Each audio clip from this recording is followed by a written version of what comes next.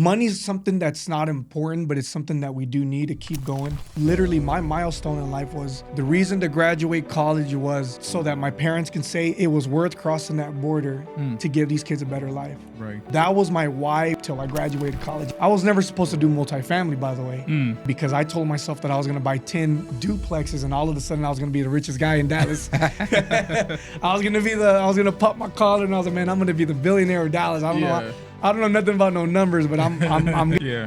and I'm gonna cash flow so much that I'm gonna have so much money to know what to do with. Obviously that never happened, and I'm gonna be completely honest. The first thing that got me into multifamily is because it's sexy. I don't regret starting in multifamily first and backing into single family homes. The only thing I would have probably done different is started working on mindset. I was never a book reader, by the way. Yeah. I couldn't read 2 pages without thinking about something else. I was so distracted until I didn't realize that I was reading the wrong stuff. Financial independence is when you no longer have to trade your time for money. Is it possible to be financially independent? 1000%. Hello guys, welcome to Escape Velocity. This is a podcast dedicated to your financial independence. So in this podcast, we're bringing people, we're bringing ideas, and we're bringing opportunities that will help your financial independence journey. So today I have a wonderful guest in our midst. I have Sergio Aguilar, and he's a multifamily investor. He's into construction and he's into a whole lot of things, right? And he's going to be sharing his story with us today. He's going to be sharing how he's killing it in apartment investing. So basically, Sergio is here in our midst. And Sergio, can you introduce yourself to our guest? Yes, sir. First of all, I'd like to thank you, John, for having me on. And it's a pleasure to be here. So thank you for that. And just a little bit about myself. I'm a first-generation Mexican-American. That's something I love to stress to people just so that they understand that, you know, where I come from. My parents are originally from San Luis Potosí, Mexico, from a little ranch called San Diego. And just being first-generation Mexican-American, man, I mean, it's, you know, just coming to the States, you know, as immigrants, that my parents, when they came, the ultimate goal is always for education, right? So growing up, you know, education was number one. So I do have high school. I graduated from high school. I do have a college degree. I got a bachelor's of science in construction management, and I graduated in 2019. So like you mentioned earlier, I do come from a construction background. I swore up and down that was all I was going to do until I came across real estate, which is something that I actually do now full time with the construction, right, and my construction experience. That's beautiful. That's beautiful. So I'm from Nigeria originally, right? and one thing very unique with coming from Nigeria is that, bro, I don't want to go back to what I used to know back home in Nigeria, right? Because we have like very bad government situations and corruptions and everything. What do you think the role your background played in your drive today as a person? That's a really good question. I think it's the fact that although I mentioned earlier that I'm a first-generation Mexican-American, I am an American, I felt as if I was neither from here or from there. So I like to say that I got to see the best of both worlds, coming from immigrant parents. I've gotten to experience the same, you know, the best of both worlds. So that alone allowed me to really just start taking advantage of me being an American, right? Of having that opportunity to be able to come out here or just to be here, be from the States, and be an American, to take advantage of this American dream that we call. And I'm extremely blessed, John. I'm really, really blessed to just be able to be bilingual, to be able to be an American, and just to be able to show my people that we're able to, you know, get into real estate investing, buying apartment complexes, and, you know, just to be able to dare to be great is a big thing. And I think that's what's been my drive, is that, you know, I've never let that stop me. I wanted to show example. I wanted to show the next generations that look like me that, you know, this is much, much more possible than what people actually think it is. That's beautiful.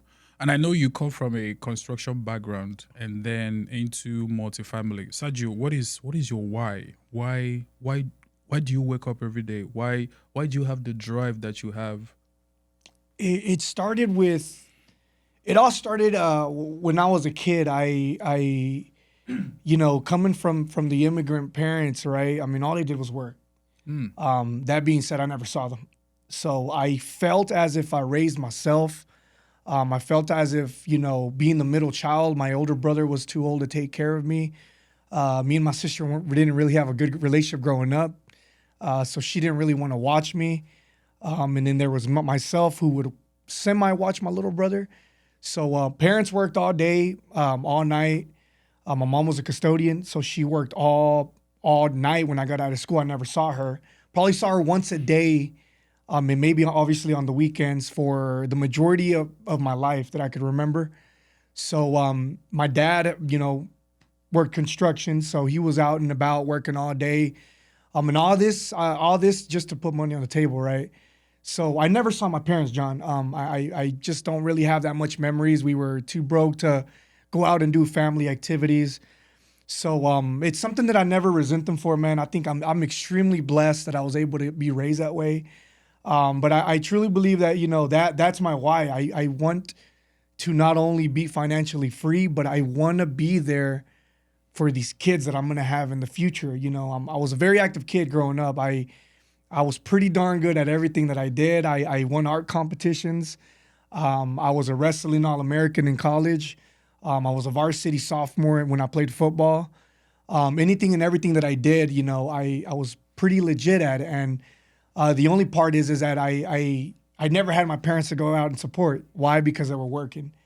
I learned that at a very young age, and I think a lot of people, grow up that way. And I just, as I was getting older, I was like, I don't want to be that dad. I don't want to be that parent that has to be gone because, I can't make it to their kids' practice, can't take their kids to school, can't see their kids do, these amazing things because of money, because, I have to work to provide for the family. So I promised myself that, I'm going to try my best just to work extremely hard while I can so that when I do have a family and eventually get married one day and have my kids, that I'm able to be there for them and I'm able to spend all the time that I can with them. So that's beautiful.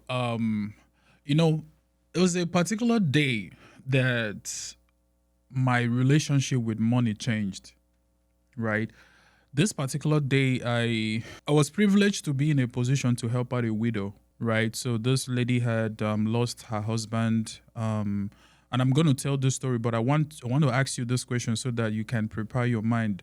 What particular day do you feel like you can share with us that your relationship with money changed? Like, what's something that happened to you that would be like, it's either I want more of this or I don't want more of that. So for me, it was a particular day I helped out a widow, and she had been through series of problems. Her husband had died, and she was in debt. She was trying to cater for her kids and all those stuff, right? And I happened to give her like money in Nigerian naira, which is what we call it, Nigerian naira. And she broke down and she started crying. And that really, really touched my heart. It really touched my heart because I am in a position where I'm empowered to help another individual. I'm empowered to really be of help to another individual. So what particular day in your life do you feel like your relationship with money changed and you feel like I need to have more of this?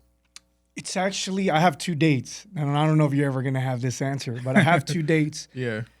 The first date has been the majority of my life, John. I've never had access to a lot of capital.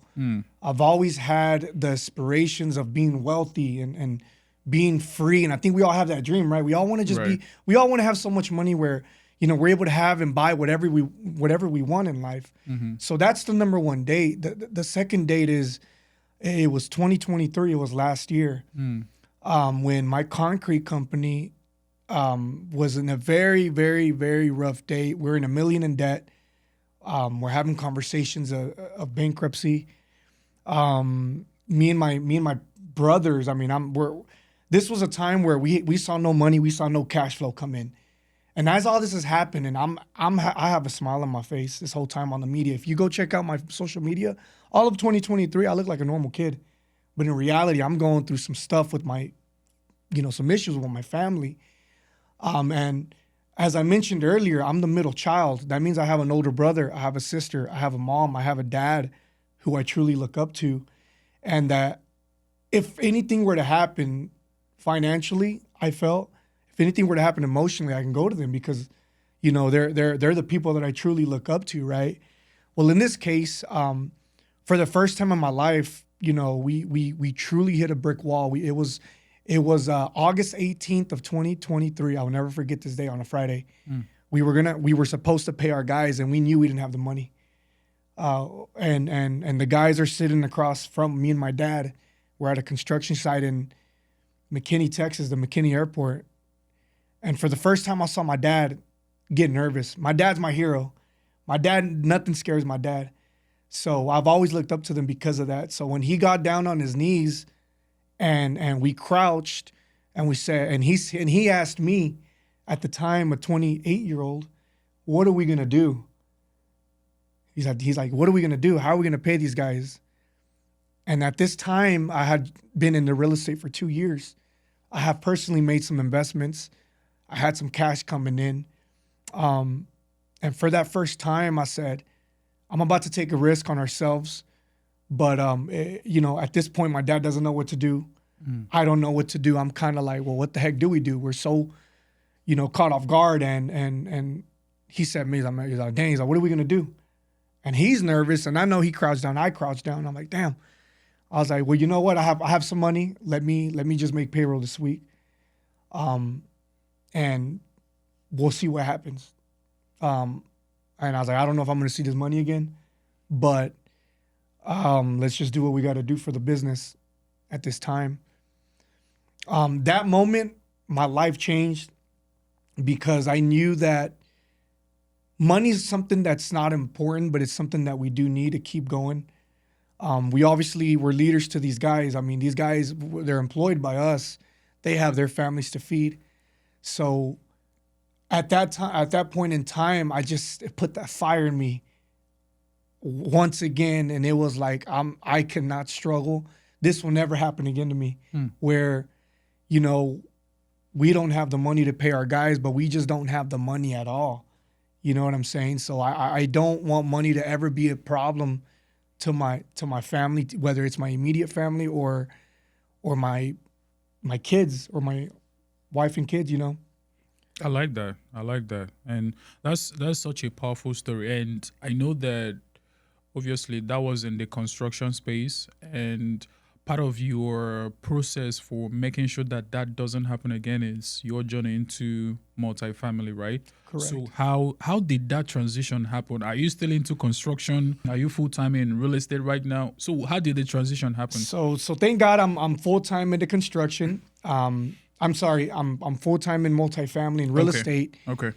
And that transition happened when I graduated college in 2019. You see, my whole life, my milestone in life was graduate college. The reason to graduate college was so that my parents can say it was worth crossing that border to give these kids a better life. Right. So that was my why for my milestone till I graduated college. I didn't know anything after that.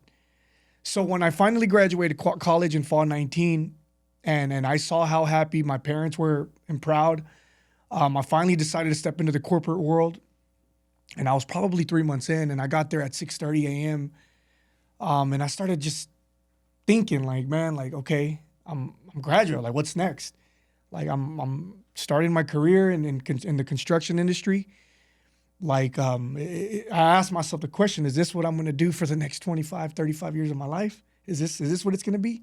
Be here at 6:30 and then leave at 5? Like, it started looking like a cycle. I started analyzing numbers. I started listening, okay, this is my salary. This is what I want to do if I get married. If I decide to buy a house, taxes, cost of living, I'm like, this is not making sense. This is not lining up.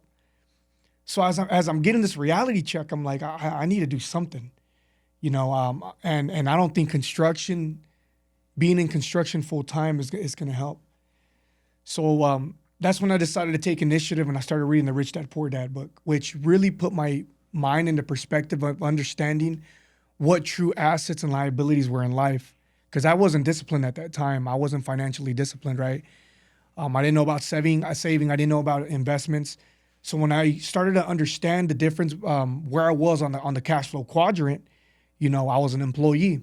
So I realized that I had to make more cash, and I started to get into being self-employed, and then I started asking myself, how am I going to get into the cash flow quadrant side of, being a true investor, and making my money work for me so that I don't have to trade my time for money.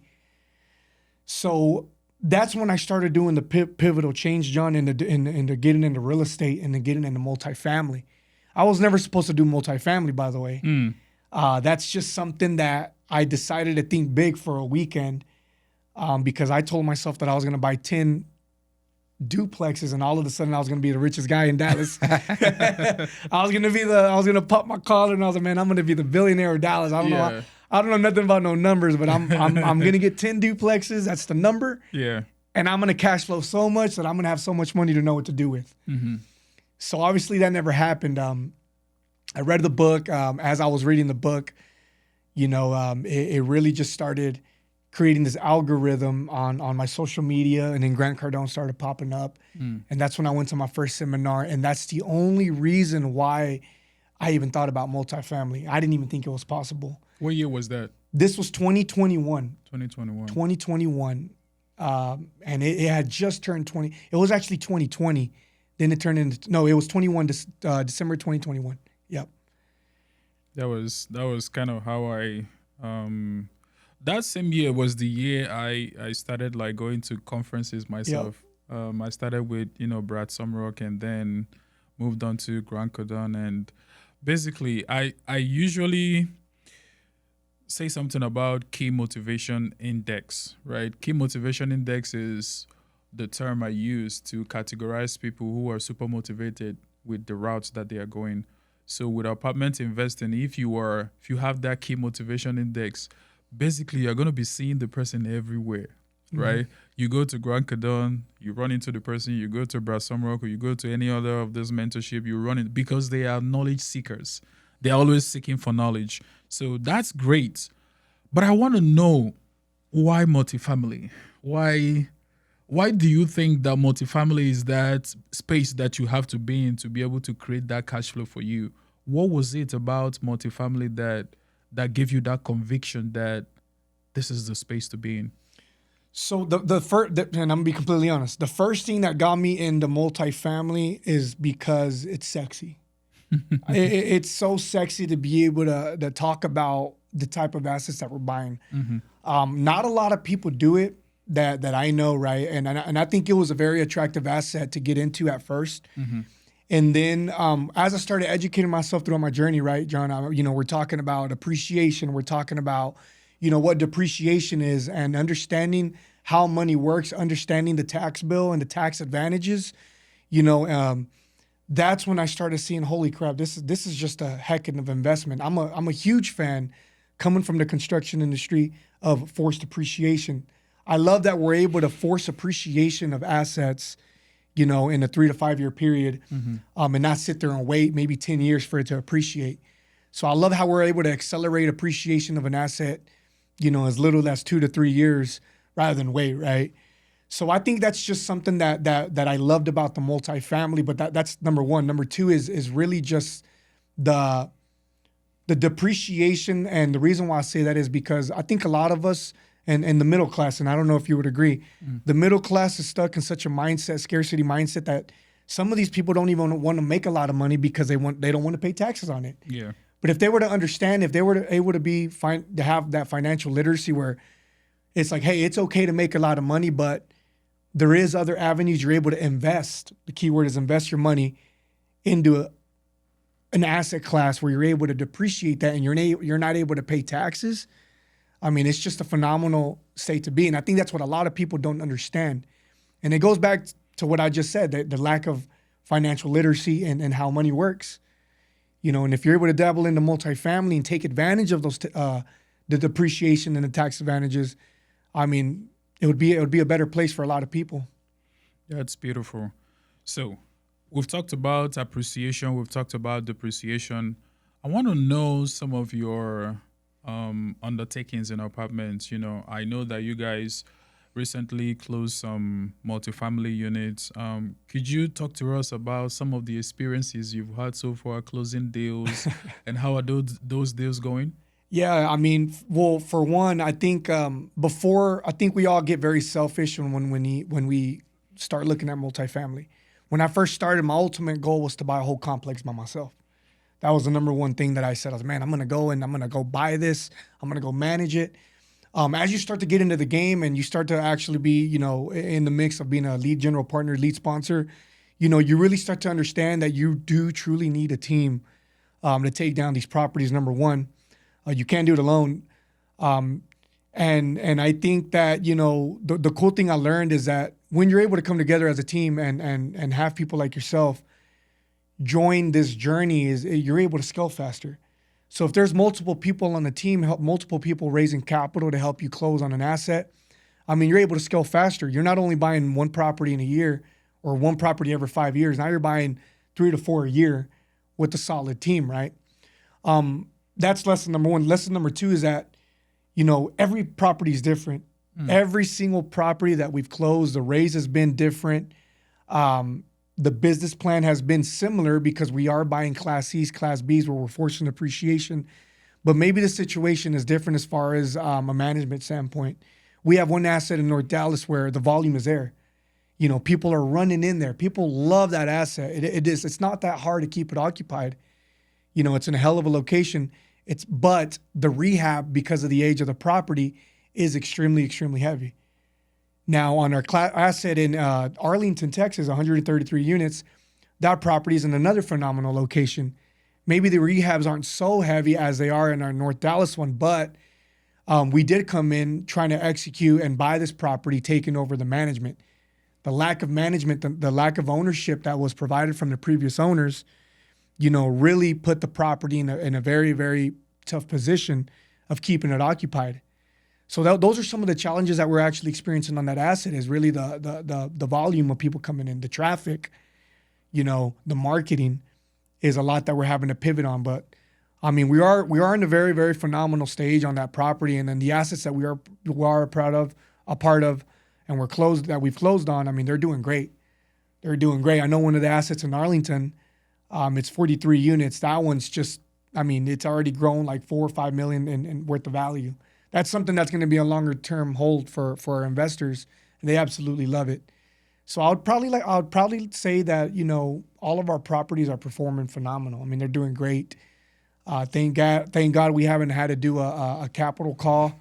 We are extremely involved. Owner operators is what I like to tell people. We are in the trenches, so that's just something that you need to look into whenever you're trying to partner up with the group. No, that's great. I want to dig in a little bit into Sawyer Mills. Let's do it. One of your properties that you guys recently closed this year. I was having a conversation with you, and you were like, "Wow, the occupancy dipped to 60%. What happened, and what are the lessons that the management team is learning from that?" Correct. So just a lesson that you can learn is when you do purchase a property. I mean, they usually give you the financials. They usually give you what the current state of the property is in. A lot of them are going to tell you they're at 90%, 93%. The reality of it is that I'm not going to say everybody does it, but sellers do tend to pump and dump. It's something that we use, a terminology, which they try to make the property attractive on paper by filling the units as much as they can, so that when the new ownership comes in to take over, we're all of a sudden sitting at 94%. It's not, the NOI is there. What you should look out for, though, when you take on a property like that, is really look at your rent roll. You got to see, what type of tenants you got, what type of residents are in there. And a lot of these residents probably don't qualify to be in your asset. What does that mean? You're going to start having skips. You're going to have to start doing evictions. By the time you know it, you go from 93 to 70. Or you go from 93 to 65, because a lot of these residents aren't paying. They're not the type of tenants or residents that, you want to have in your properties. So we did have to clean house. We cleaned house for about 2 to 3 months. I mean, we had a lot of homeless people that were used to breaking into the vacant units. There was a lot of squatters. We had to evict a lot of people. I mean, it's a process that does take time, but doing it is something that it's a necessity for the life of the property. So as you start getting these bad people, these bad residents out, you start getting the good ones in. Once you start getting the good ones in, you start creating community. Once you create community, now people want to live there. So you're starting to really stabilize your property, going from 65, 67%, up to about 70, 75. And it's growing slowly but surely, but at a healthy rate. You know what I'm saying? So right now we're about to hit 80%, which is honestly, it's good. It's a healthy 80%. We have some good residents. They're paying, and that's really what you want in your properties. No, that's good. I mean, when I was having that conversation with you, we were like, soya meal dipped to 60%. I was like, right? Because that's usually like a trigger point, right? Because you want to pay your investors. But what you guys are doing is really great because you want tenants that are paying. You want tenants that would on monthly basis bring in the funds in, right, for that particular property. And to some of our guests, this is what it means to stabilize a property, right? Sometimes you have to kick out the people that are not paying just so the people that can pay the monthly rents and all that can come in, and you have the opportunity to really implement some business plans, right, to bump rates and do all of that kind of stuff. So that's really great.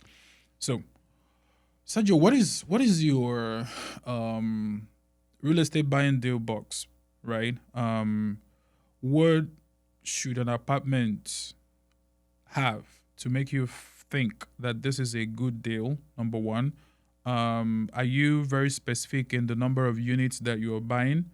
Are you very specific in the markets that you are buying? So what does an apartment building need to have for you to think that this is a good deal to look at? That's actually a really good question. And I'm going to tell you what I personally look at just because it's just this important to me. Number one is boots on the ground. Boots on the ground is having, I'm blessed to be a part of the Dallas market, Dallas-Fort Worth. Dallas-Fort Worth is probably one of the best markets that there is out here in the States.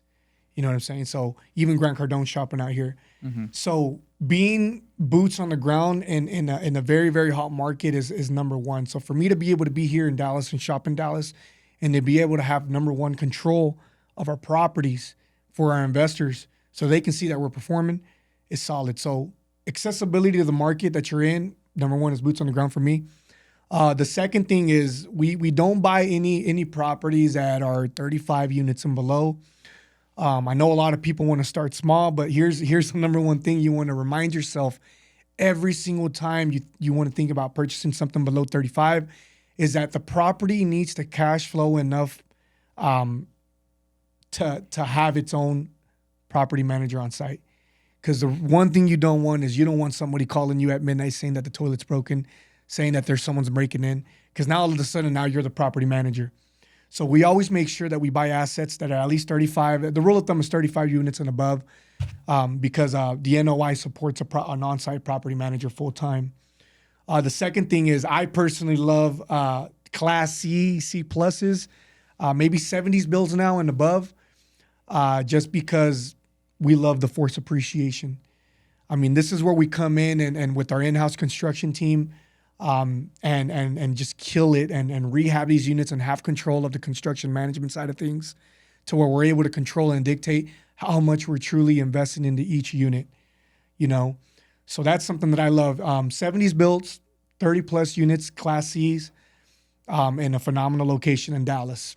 I prefer to stay out of South Dallas, although, it's highly populated with some pretty good. You'll probably get a good deal out there, but the location isn't the best. So location's got to matter. But that's really, in a nutshell, what the buy box that we're looking for. We do want, market rents to be below. We want to be able to at least increase anywhere from $200 to $300. Anything around $100, and you're dependent on that to try to execute a business plan is something we stay away from.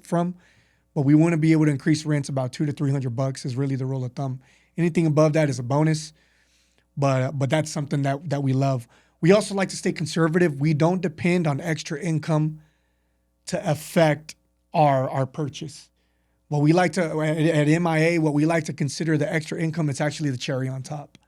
So that's something else that we love to do when we buy our complexes. There is a lot of groups out there that depend on that extra income to really increase the NOI. But for us, that's just a cherry on top that we look for. So, what is extra income? Extra income can be, maybe charging some reserved parking, some pet fees, maybe some Wi-Fi packages, depending on the type of asset class you're purchasing. Small things like that where you're able to charge a resident maybe $30 a month, which if you obviously do the math, over time you do increase the NOI a little bit, but to be able to depend on that extra small income so that your asset can be a deal, I'd be careful with that. And that's most definitely a question I would ask, a team before you decide to either invest or purchase a property. Hey, are we truly depending on the extra income of this to make the property work? Yeah. If the answer is yes, I'll probably watch out.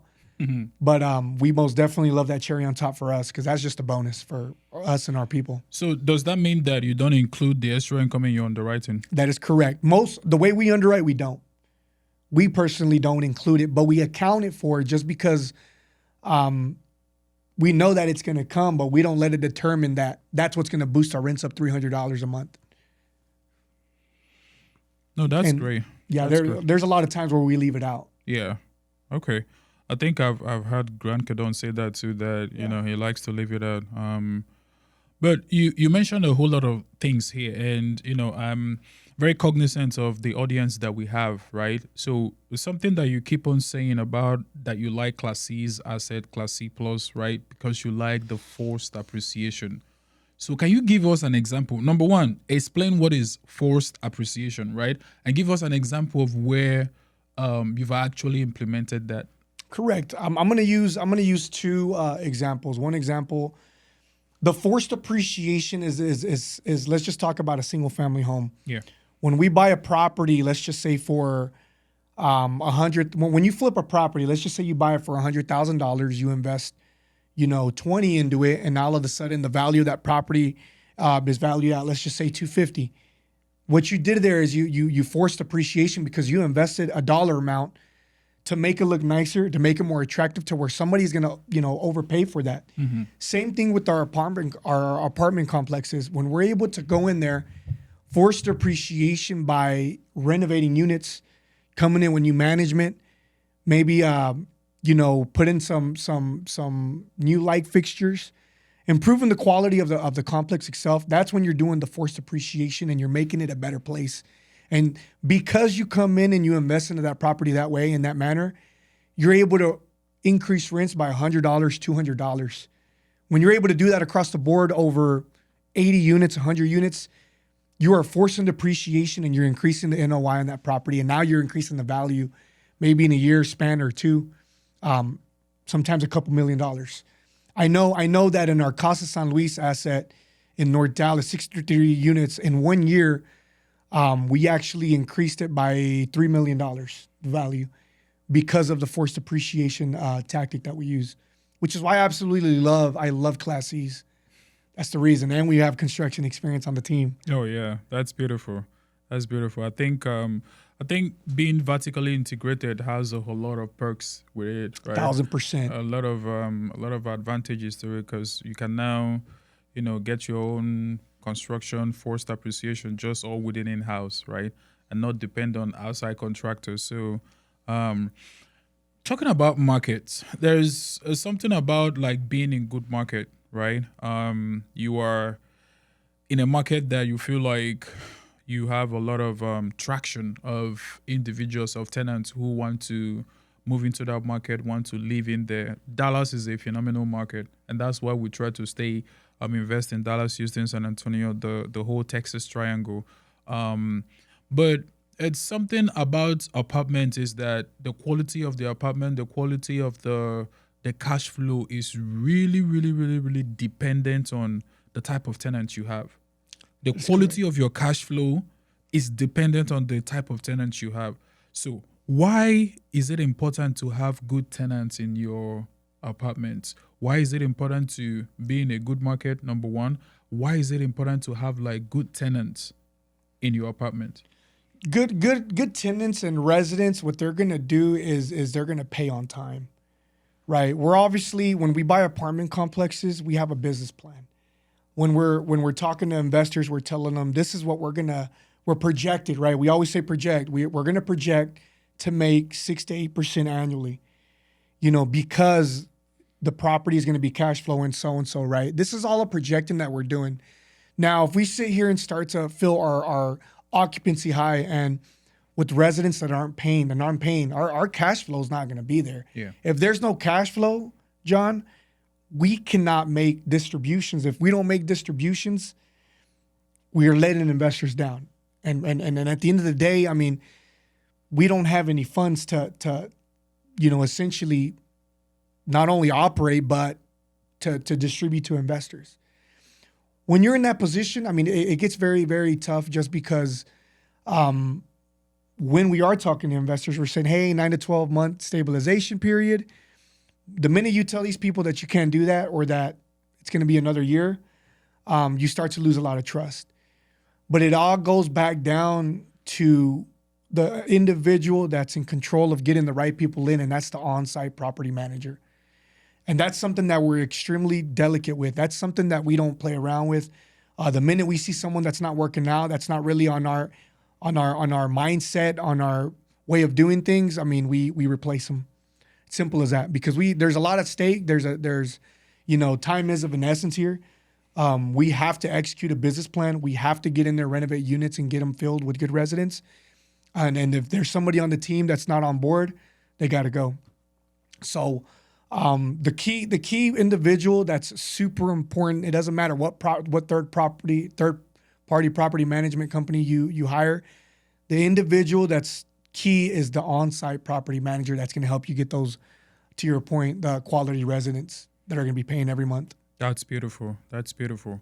So with apartment investing, for any deal to go through underwriting and then to closing, there has to be two funding components, right? First of all, the debts, right, and then the equity, right? So those two combined together would help deal closers, to close on a deal. The debt side of it, we quite know about all the agency loans and the banks and all that, right? But on the equity side, we have to depend on investors to be able to raise funds. What are some of the strategies? What are some of the lessons or things that you have done that is very unique to you when it comes to capital raising?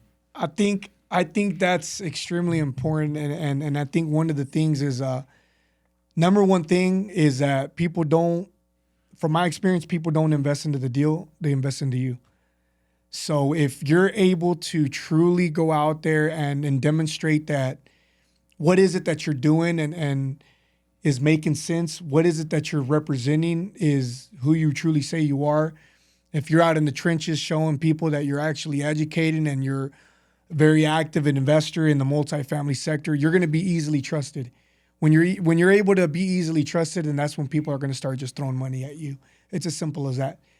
So once you're trusted, John, and everybody knows that you're in the game and that you're surrounded with great people and a solid team, the second thing they start to look at is really the deal. So not only having a good deal is important, but also being able to go out there and really just continue to be proactive in the space. Beyond social media, it's one of the tactics that we do. I love to do educational videos. Mm-hmm. I love to go out there and show people what is it that we're doing. I like to create content. I like to post our complexes. I like to make videos of what we got going on and the current rehabs that are happening. I mean, I get a lot of engagement of people saying, "Oh my God, that unit, had mushrooms in it." Yeah, we had a unit that had mushrooms. I mean, there was so much mold growing that there was mushrooms that we already cleared out and took care of. But when you post stuff like that, you just become credible. And as somebody that's credible in this space, I mean, you become people can trust you easily. And That's how you're able to really just start capital raising easier. It's something that doesn't happen overnight. At first I was just Sergio, the concrete guy. So people didn't want to invest into me because I was just a concrete guy. I was just this, or you're going to be just that John who's in tech or Sergio who's in construction or whatever it is, right? Right. So building that credibility does take time. Eventually after a year or two passes, people are going to be like, hey, I've been watching you.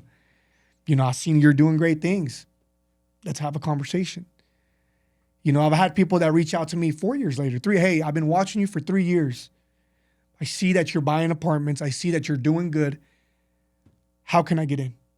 And the how can I get in is $100,000 ready to get deployed to us. So it does take time. It takes a lot of time to build that credibility. It takes a lot of courage to go out there and do this, not only say it, because you could only attend so much seminars that, eventually you got to get in the weeds. You got to get down and dirty and do it. Yeah. No, that's beautiful. So I want to ask this question. We've spoken a lot about apartment investing. And this is one question I ask all of my guests. What is financial independence to you? How do you define it to yourself? Financial independence is when you no longer have to trade your time for money, is my definition of that. When you no longer have to do that, when you don't have to trade your time, when you don't have an hourly rate to yourself, when you no longer have to say, well, I get paid $25 an hour or $18 an hour, is when you're truly free and you don't have to trade your time for money. Is it possible to be financially independent? 1,000%. How so?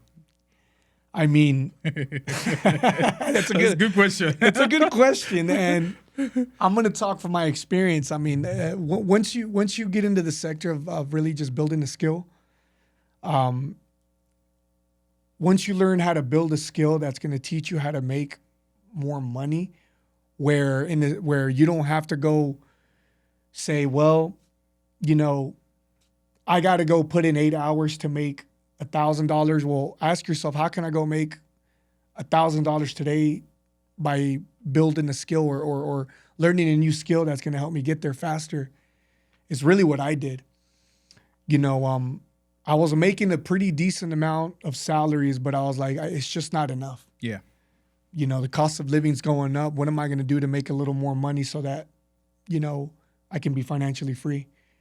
And as of right now, I'm not that far away from having that financial independence. I'm a couple of grand away to be in the black. Come on, man. Where anything past that, I'm free. I like that. And I'm coming along. Yeah. I am coming right behind you. So it's very important to talk about these things, right? Because trust me, there are people that this might be their first time hearing that you can actually be financially independent, right?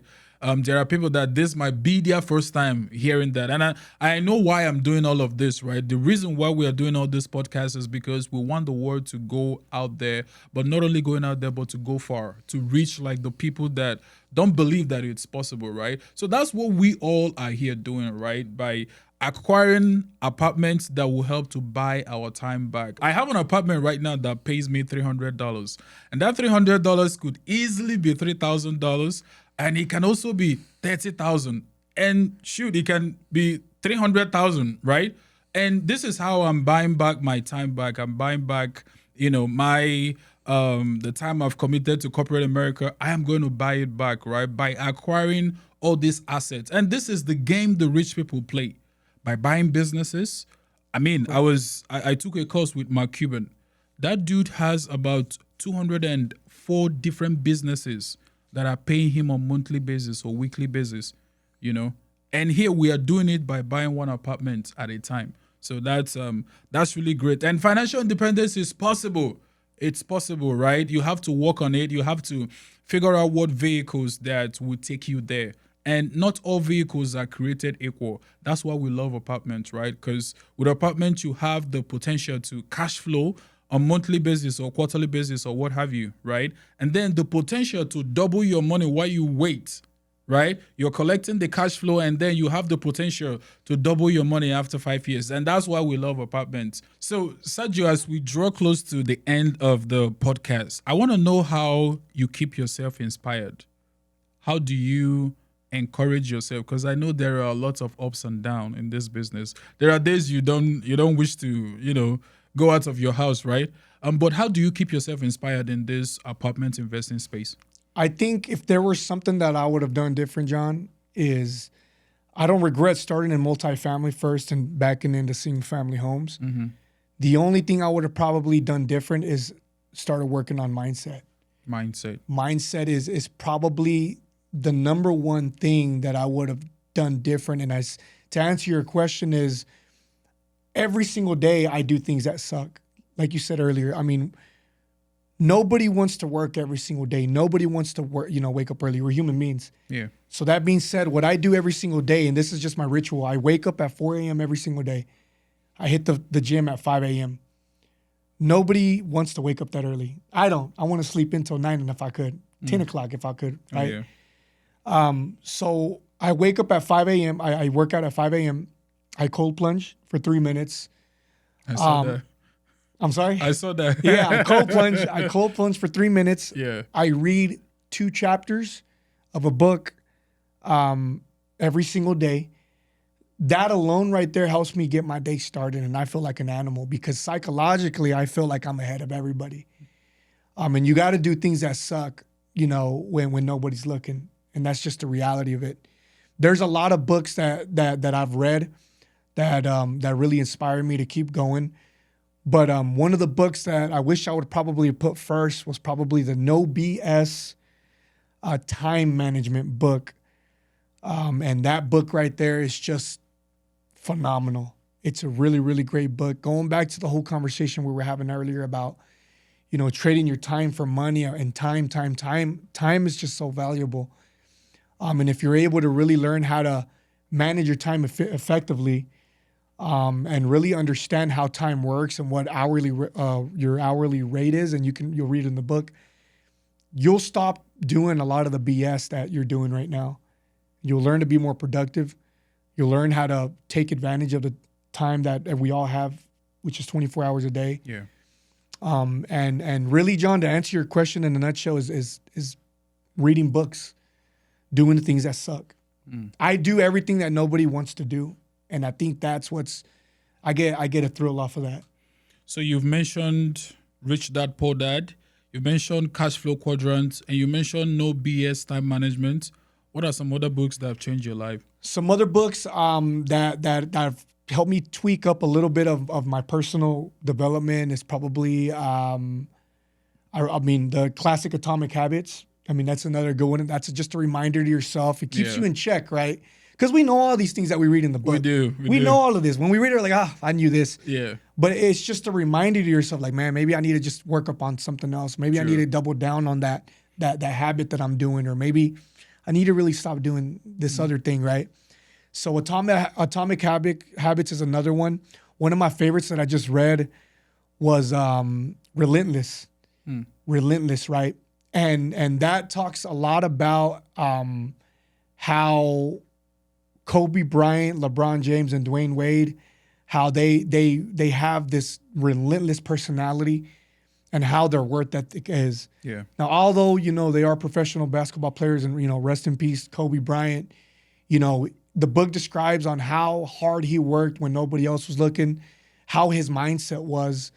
So I say all this to say, like, even if you're listening to this for the first time, if you're not a reader, I was never a book reader, by the way. Yeah.